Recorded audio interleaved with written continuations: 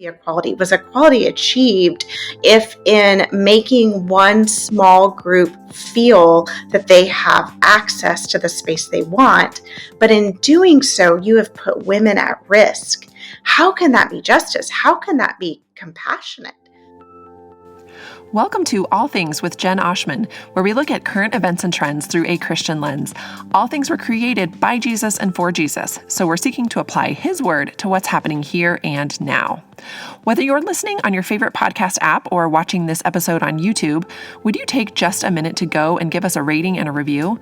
Ratings and reviews really do add up, and they help new listeners to find the show. Thank you so much. And lastly, don't forget to check out our show notes, which are always full of resources like articles or other podcasts and books. You'll find a link to my bookstore created in partnership with 10 of those, where you'll see the books recommended on today's episode. My 10 of those store always has discount prices and $1 shipping. Welcome to All Things, everybody. I am so thankful that you have joined me this week. I am thrilled to be sharing a voice and a face with you. This is Dr. Christina Crenshaw, and she is a professor, a researcher, a writer, and speaker. Now, I have to say, I came across Christina maybe a year or two ago online.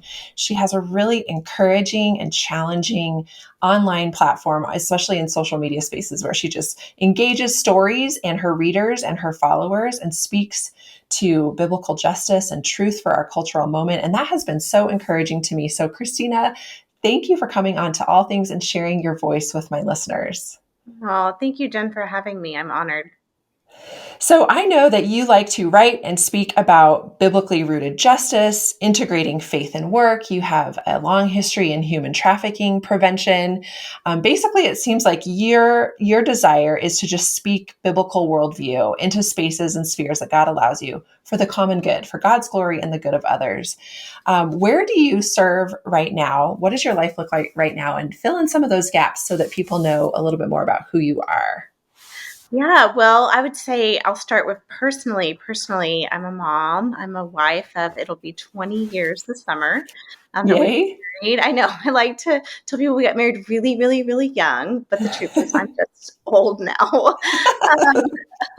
I have two boys. They are in third and fifth grade. And so it's a lot of sports and carting kids around and just a lot of mom kind of stuff that I'm loving. I'm really relishing this season. But professionally, I also work as an associate at Dallas Seminary, and I'm a fellow at Southwestern Seminary. And so I am up going from Waco, Texas to Dallas, up going to Fort Worth quite a bit for different events and different things that those seminaries are hosting by way of working for them. So I do a lot of podcasting and webinar writing for those two spaces, and then just other conferences and speaking engagements and writing. That's what my day looks like mostly. Yeah, that's good. I will be obviously linking your website and your social media handles in our show notes, but I do want to just encourage listeners right now, definitely follow Christina, because one thing I love is just I'm scrolling Instagram, thinking about what's going on today, what I'm going to cook for dinner, whatever, and then I'll come upon Christina's stories, and they're just so thought-provoking. And I kind of honestly admire that you can engage things on a daily basis at the pace that you do. I'm always like, dang, how does she do that? So thank you for stewarding your voice and just consistently, talking about headlines, talking about culture, and pointing us back to what's true. It's so helpful. Thank you, Jen. I mean, to answer that question, because sometimes I wonder that too. I have a few friends I follow online and I'm like, how do you have so much time? I would say that I do a lot in like the carpool line when I'm waiting, or just, I try to just find the margins of life. I also set my timer. This is something I've had to do to be really healtty, for just an hour of social media a day. And when it cuts off me, obviously you can override, but I try really hard not to, just for accountability. And it's helped me stay healthy so that I know that my offline life is more robust than my online. So just want to encourage your listeners that. I don't want to ever encourage anyone to have more social media usage. So, Yes. No, that is so good. I love that you're striving, but within healthy boundaries. I think that's so key. And also, the reason I know that you can speak to these things is because you've been thinking about them, researching them, writing about them, at a high academic level for over a decade. So it's not like you're just like, well, let me give you my hot take on the latest cultural moment. You've actually been engaging it already for so long. So obviously, that's wonderful. And that's why I'm glad you're here on All Things. So, okay, let's start with this. I know that you have been speaking out with a goal of protecting women for decades. Kind of that, I think that's kind of your foundation in a lot of this work is wanting to see and protect women. So, tell us about that, how you got started in that, some of your history with anti trafficking work and things like that. Yeah, well, let me tell also a little bit about my biography from, earning my doctorate is probably about where that conversation would start. I went out to California. I was an assistant professor out at California Baptist University. And, higher ed really encourages professors to have a research agenda. It sort of justifies your existence in higher ed. And I just sort of looked at the Lord, prayed, looked at my life and said, okay, well, I want to make sure that I am using my voice and stewarding my sphere of influence in a way that really is working for the common good and that's going to bring God glory.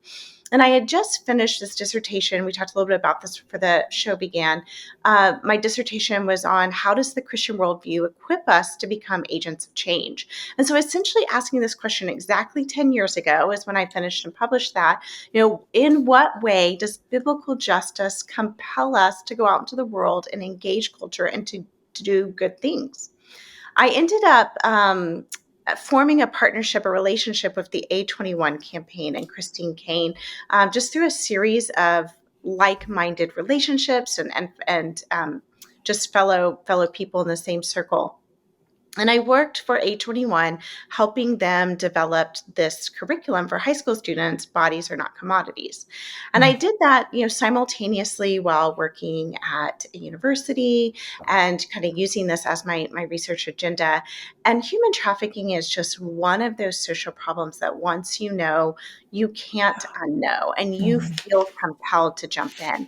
So I would say that was the start. A little about 10 years ago, the start of really doing anti-trafficking work and specifically wanting to know, okay, how do we reach high school kids? Because yeah. I taught in the School of Education at Cal Baptist in the English department. So how do I use these worlds to reach high school kids through curriculum to educate them about Mm, modern day slavery, essentially? mhm. And from there, I ended up moving back to Waco, Texas. My doctorate's from Baylor. So my husband and I joke this is our second tour of duty in Waco, Texas.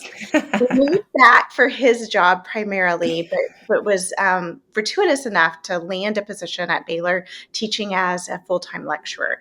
So teaching, as a professor, but didn't really have to do research in that role, but wanted to. So took this curriculum back to Baylor. We ended up doing a big study, a 2-year study, published in several different journals, academic journals, went to different academic conferences. And so the Lord really allowed me to use that as a voice for, hey, what does it look like to protect women and to protect children? Because, human trafficking doesn't just affect women. Just it disproportionately does, but it Yeah, affects yeah, children. Labor trafficking affects males. yeah. But that was the beginning of this journey of what does it look like to speak up for the vulnerable, for the marginalized, for the Mm, hurting, because we believe, as believers, that Jesus is the answer and that he mm, is the redemptive, transformative power that culture is looking for, and they just don't know it.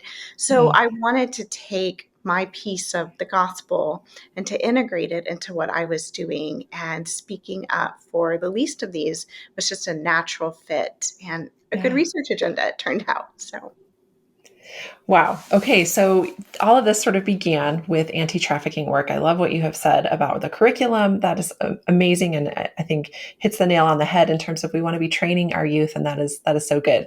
So how did your your work evolve from anti-trafficking? Kind of walk us through how maybe your vision for biblical justice and for protecting women or protecting the least of these, how that grew from a focus on just anti-trafficking to what I have observed from you online, and that is a desire to protect, I mean, obviously everybody, but over the last few years, it feels like there has, I think, because culture sort of forced your hand, been a particular interest in protecting women and girls. So, what's been going on culturally that brought that shift about?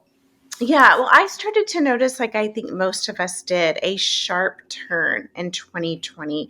We were not well. None of us were Yeah. well in lockdown. And I think we weren't well to begin with, but there was a spotlight put on Mm, our unhealth that happened in 2020. And all of the studies coming out of the CDC showed that kids are not doing well in yeah. lockdown. Yeah. Churches are on the decline.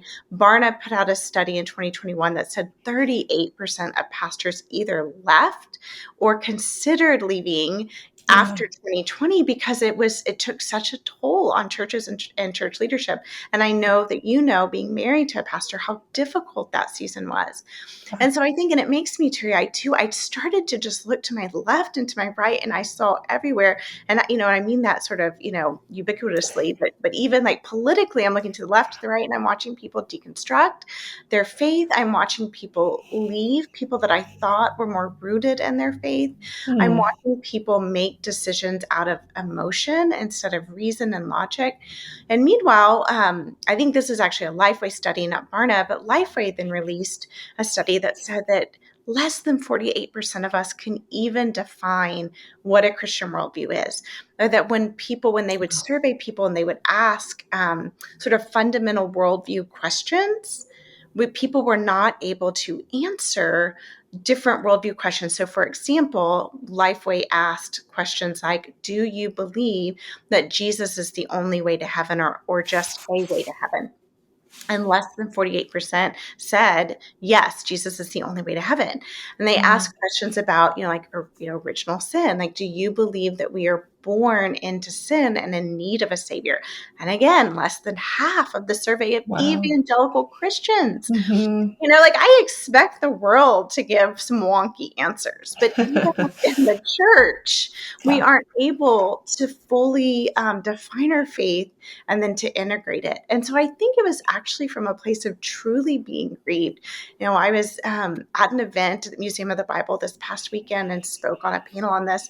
And I can't get through without crying because I'm Mm, not sad for me. I'm fine. My kids are fine. I'm so sad for the church, Big C Church, mm, and so sad for culture because we know that this is the enemy. It's the enemy hmm. coming to lie, to kill, steal, and destroy. Because he can't create, so he Yeah. just destroys, and it grieves me. So, in answer to the question, I think that it was just about 2020 when I started to say, "Hey, this biblical worldview, this narrative of creation, fall, redemption, restoration, created in his image. We live in a Mm, fallen world, but good news, Jesus comes to redeem and he can restore all that the yes. enemy and the locusts have stolen from your life." I realized we weren't walking out in that. And so that there was a larger place to speak into than just human trafficking. And so I sort of stumbled into that by default, watching 2020 and then with an event that I went through in 2021, the Lord just started calling me to speak more into those spaces. Yeah. What I know is that you already had a very well established doctrine of the Imago Dei, that every human life has value and dignity. And that came from your research and the time that you spent in anti trafficking work, where you realized that, we all have the same worth and value and dignity, that the Lord has called us to something.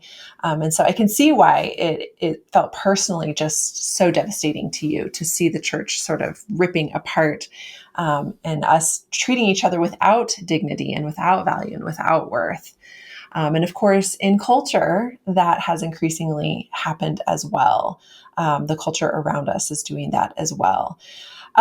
Christina, I want to move toward what I would really love to hear from you about today, and that is just specifically issues of gender as it relates to women and girls and protecting women and girls in spaces that have been traditionally intended for women and girls. This is something that I think about a lot. I know you think about a lot, but it's so controversial. Somehow, even in the church, it is so controversial. Let me just start by giving an example. This weekend, just yesterday, we're recording on a Monday. So just yesterday on Sunday in church, a good friend of mine, her daughter goes to public high school here in Colorado.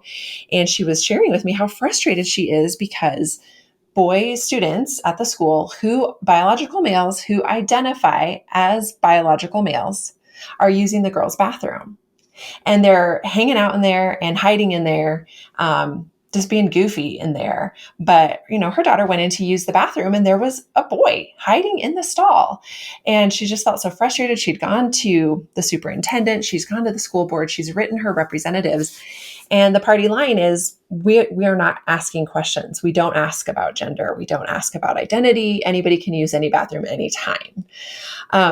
So I kind of want to get there in our conversation because this is pressing Yeah. on me, on you, on people around us. So can you start us off with giving us just a bit of a history of women's rights? What I feel like we got here so quickly. I don't know how we got here so quickly, but kind of lay the foundation for this conversation for us, if you would. Yeah. Oh man, that is okay. So to kind of let me give like a macro overview. I would say most people would point to just where did culture go awry to different critical theories that were developed in the 1940s. So 1930s, 1940s, there was a Franklin School of Thought over in Germany, and it really was, and I want to be very charitable and to represent this as fairly as possible, but I think that most people would gather around this being a fair representation. But the Frankfurt School of Thought was a hotbed for different critical theories that were in the vein of socialism and Marxism. And the entire school was predicated on the idea that we're going to question authority and we're going to deconstruct it. In fact, deconstruction was first used in terms of sociological power in different literary formats within this school of thought. That infiltrated academia 1940s, 50s. We see it very prevalent in the 60s, 70s, 80s. But about since the 1980s, it's creeped. There's been a thought creep into larger culture. Unwittingly, people have Mm, adopted this into K through 12 or even into their churches and into their private lives. Most people are familiar with critical race theory. That's the one we hear about the most. And I do want to say, to be charitable, I can find some things within CRT where I'm like, hey, that's actually very biblical principle, and it just needs to be, redeemed under that language. It just sort of needs to be taken back for God's glory. And then there are some things that are deeply concerning that I'm like, that just needs to be rejected. So yeah. critical theories, feminism is a form of critical theory.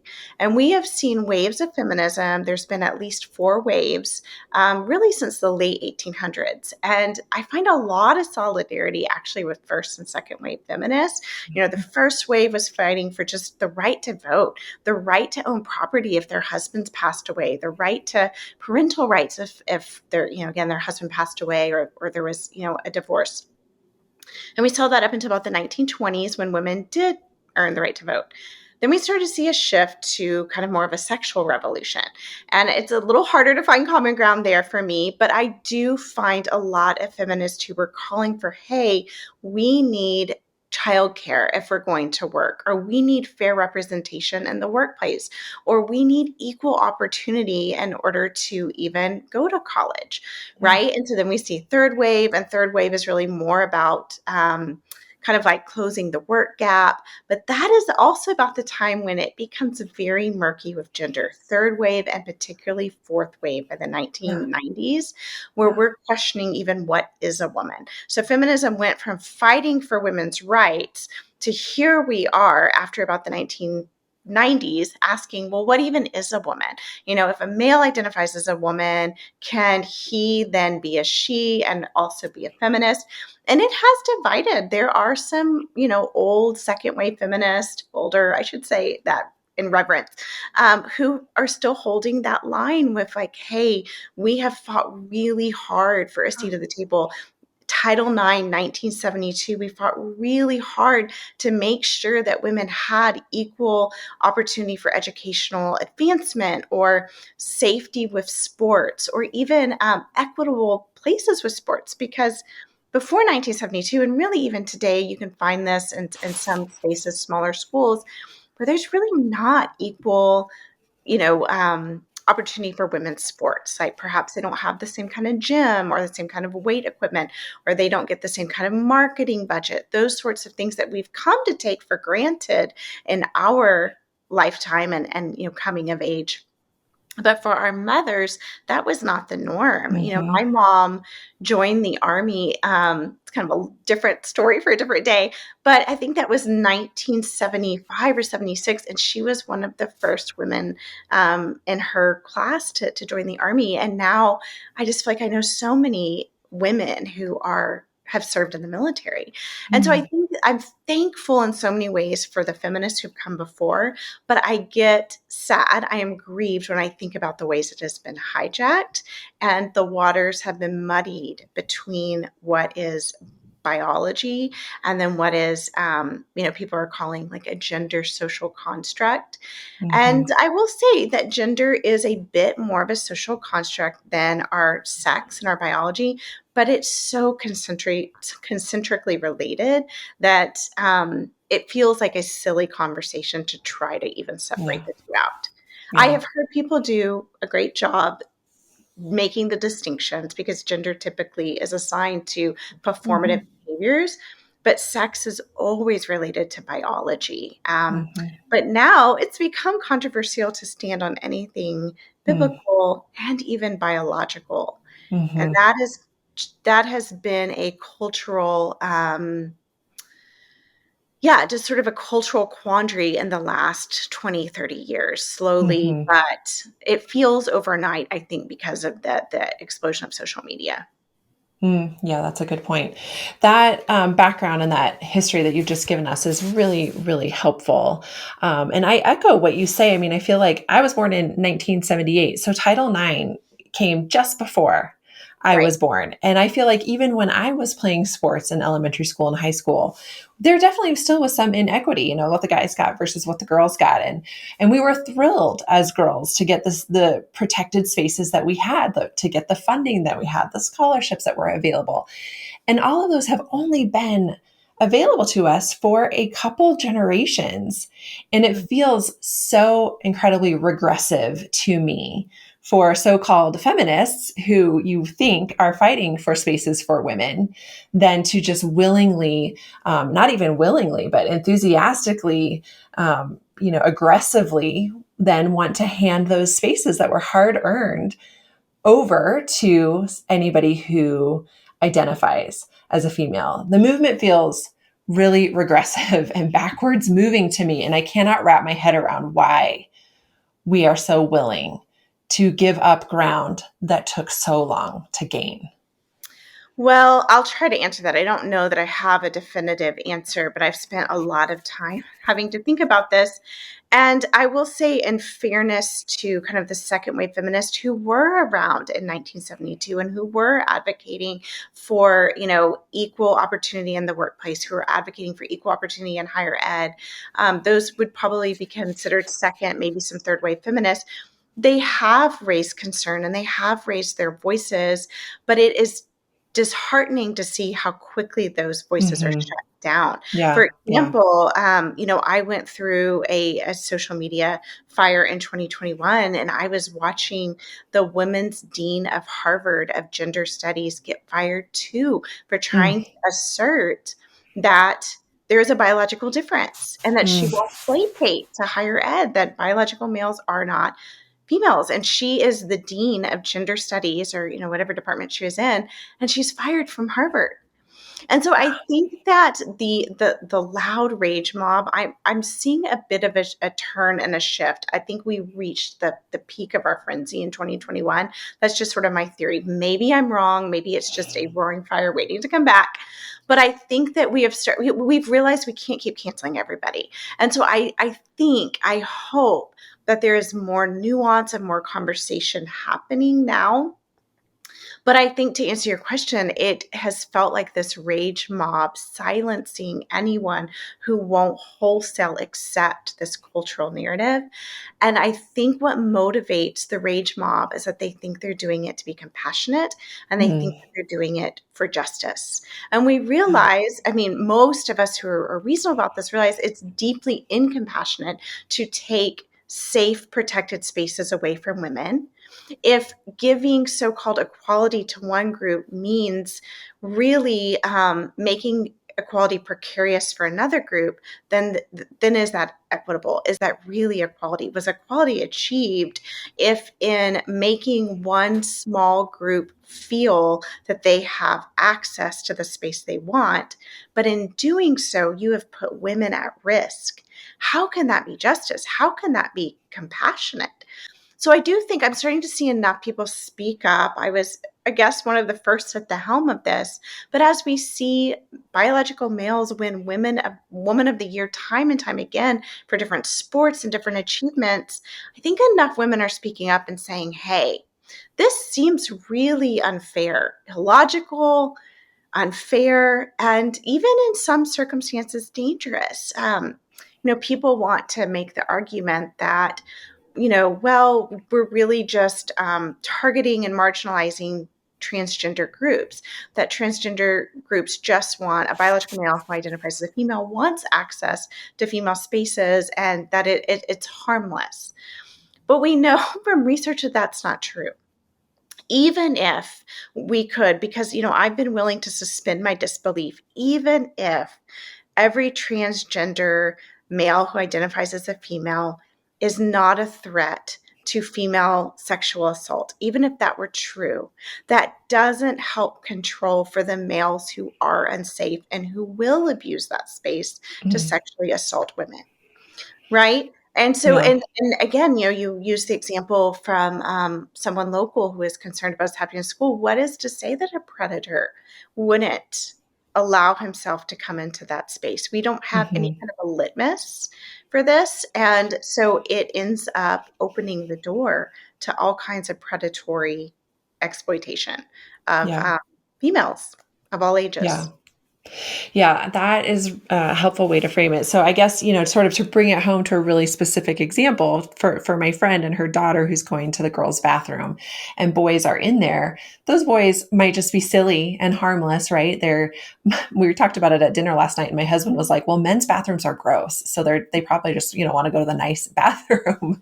And so that's Know that harmless. makes it any better. I mean, I don't know, maybe. Yeah. Right. I don't know either because I stick with the girls' bathrooms. But Yeah. the point being, like, these might be harmless, silly, boys, but if the school doesn't have a protocol of preventing then somebody else from going into this bathroom, then the girls are indeed at risk. And so it's Right. really, really tricky. There have been cases, I that your listeners can look up, because that's another thing. I think data should inform a lot of our decisions, particularly when it comes to policy, not necessarily theology, but with policy, we do want our policy to be data driven. And there have been examples. Abigail Schreier is a great journalist to look up if your listeners want to do some more of a deep dive, but she's written extensively. She started first writing on the transgender wave in England. England's always just 10 to 20 years ahead of us in sort of cultural, the way that we engage culturally.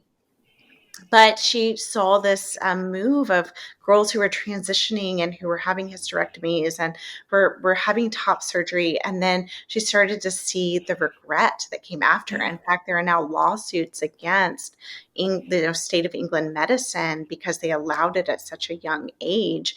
And these girls were not ready to give that kind of consent. And then Abigail has since moved, Abigail Schreier, into researching, well, what is happening in, say, California or in New York when biological males say that they identify identifies female and they're put into female prisons. And we are Mhm. seeing an increase. In fact, it's kind of comical, but not really. But there's been an increase on female sexual assault, because what's really happening is that these biological males are assaulting women in Mhm. prison. So that's one person they can look up, and Yeah. even more tangibly, just 2 years ago in Loudoun County, there Mm. was a biological male who said that he was female, was using female restroom, sexually assaulted a girl in the female restroom. Loudoun County in Virginia tried to keep it hush, moved the student to another school, and he did it a second time. Yeah. Right? So again, even if we could get some sort of a medical clearance that those who struggle with a transgender identity are safe and they're harmless and they will not cause any harm to girls, that doesn't address questions like, well, what about predatory behavior from people who aren't safe? It doesn't address questions like, what about the trauma that inflicts on young girls who have to see biological parts that maybe they weren't ready for, or maybe Right. they have a history of abuse and they need that safe space, right? So I do find the entire situation just so fundamentally upsetting and backwards and illogical. I can Mm. understand my culture wouldn't get on board with biblical values. That makes sense to me. But when it's biological and we're questioning biology, that is a more challenging thing to wrap my head around as well, Jen. Yeah. Yeah. No, I completely echo your sentiment there. Do you think that we're headed the way of England? Do you think in 10 years we're going to be seeing these lawsuits against gender affirming clinics and practitioners? I hope so. I do. Yeah. I hope Hmm. so. I'd like to say that I hope that we would learn from their mistakes and not Hmm. repeat them. But history has shown time and again, we really don't. I mean, in England's defense, they were one of the first countries to work towards an abolitionist movement. Yeah. Thank you, William Wilberforce. So they Yeah. really are. It is just so curious to me why, at a national level, we're not looking more towards what our friends in the UK have done, our Hmm. Western movements, because it does everything from even deconstructing faith. It just moves west towards America after it starts Yeah. in the UK. Yeah. It really So does. I hope so, Jen. I hope that if not, the litigious aspect, I hope that we are at a place where we can pause and say, okay, this has not worked well in Canada. This has not worked well in the UK. Hmm. People deeply regret, and it's not solving the mental health crisis that they Right. claim that it was going to solve, because it was part of, again, from that place of Right. compassion, we would say, well, let's get you the help you need and the gender affirming care. But studies are starting to show that it actually makes it worse, that Yeah. kids actually feel worse about themselves after they've transitioned. So, Yes, you are absolutely right. Can you talk to the listener who's not on the front lines of academia or journalism, but the mom, the coach, the teacher, the just the everyday person who's listening, who is really uncomfortable with where things are headed, and they want to speak up or they want to do something? What can you do as a citizen, in terms of your family or your neighborhood or your community? What can be done? yeah. I would say that the first piece of advice I give, which may even seem like antithetical to what someone would expect, but it's that we don't want to go looking for the fight, right? Like, Mm, I don't think that it is our job as Christians to go looking for the fight. But I think one that's could good. also argue that it's at our doorstep, right? Like your Mm, friend with her daughters in school, she didn't ask for that. Like, that really is in her local school. And that does deeply concern her life. And so I think that would be a great example of, hey, you go to the principal, you make your case, you go to the superintendent, you make your voice heard, you make your case known. I think with as much charity and grace, with clarity and compassion, you speak up. And so yeah. it's a heart posture of, like, we're not looking to just pick up arguments, but when the argument has come to your door, I think we also don't shirk away, because Mhm. that is not good for our kids. It's not good for our culture. And we need brave voices that are going to speak up. And so I'm always so thankful when I see parents go before school boards and you see these Yeah. clips online and they're like, hey, I found a really disturbing book in our library. Can you explain to me why in third grade my kid has access to reading about sexual activities? Because most reasonable people would say that's really not appropriate. And so I'm Right. thankful for voices that do speak up. The other thing I would say is to remember that the fight is not against flesh and blood, that it is Mm. really truly against the enemy. We lose sight of that, even within the church. We talked Yeah. briefly before recording how I get so sad when I see the church slandering itself. We're the bride of Christ and we're cutting ourselves. Like, I just Mm. don't even understand the heart and the philosophy behind that. But whether it's in the church or it's in culture, the person is not the enemy. It is the lie that they are believing. It's the lie that they're perpetuating.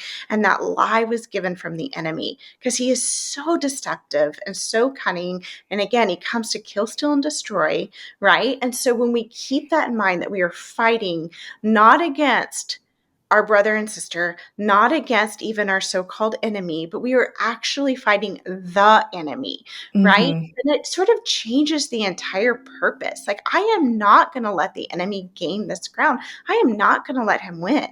Then it diffuses for me the person who's just being ugly online or being rude. And Yeah. I remember this person is just really deceived. And that's not to say that there aren't places where I'm not rightly seeing either. And that compels me to get into the word and to really stay in community. And I want that accountability because I am just as prone to wander too, right? But when we look at people who are lost or they're broken and they're saying Hmm. things, we remember, okay, they're deceived by the enemy.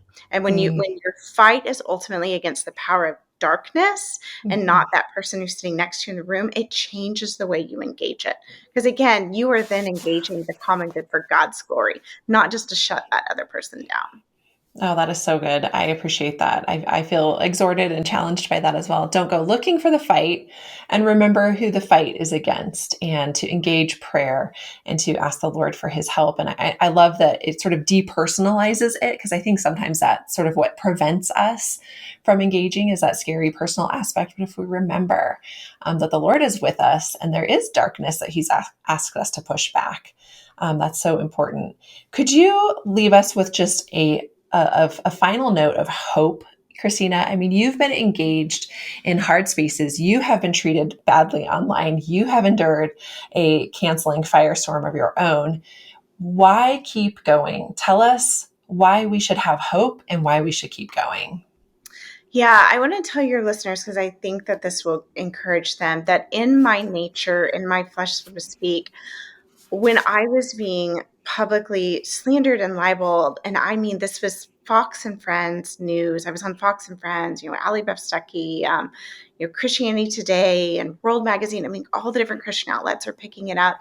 I wanted to just hide. In fact, it makes me Yeah. kind of teary-eyed. Particularly when some people threaten my own kids. And in light of what just happened in Nashville, I think the gravity of that weighs on me even more, that people would Mhm. call my kids' school and threaten, or that they would reach out and say, we know where your kids go to school. We're not afraid to hurt them. And those felt like empty threats at the time, but I realize now that they're not, and it's not okay. But I want to encourage your listeners that as much pushback and slander as I got for just simply saying biological males do not belong in female spaces, it's unsafe and unfair, I had even more support from the body of Christ. And Mm. so if something like this ever happens to you, know that there's a body of believers who want to stand with you. And more Mm. than likely, it's not going to happen to your listeners, but I would encourage them, when you see that happening to someone else, to stand and to lend your voice, because that made all the difference for me. When people said, like, hey, this is spiritual warfare, and I am behind you, lifting up your hands to fight the enemy. Let's go. That Mhm. changed the way that I engaged. And one of the things the Lord taught me through that was that this is a Matthew 25 stewardship Mm. um, place, that, he gives some people 2 talents, some people 5 talents. But the question is, what are you going to do with that? Are we going to just Mhm. bury it? Because we know that in Matthew 25, the master was not pleased with the person who was given a portion and did nothing with it. But if the Lord has given you a portion that allows you to speak out and to do things and to engage, then I say go for it, multiply it with, for his kingdom. Stay in community, because community will help keep you accountable. Don't do this in isolation. The Mhm. enemy will eat your lunch. Yeah. Yeah. Yeah. Those are really helpful talking points, Christina, and I do feel encouraged, and I know that our listeners will as well. Best place for them to follow you? What do you think? Instagram, Twitter? Yeah, well, I try not to hang out on Twitter too much. Twitter is what got me in Good trouble. call.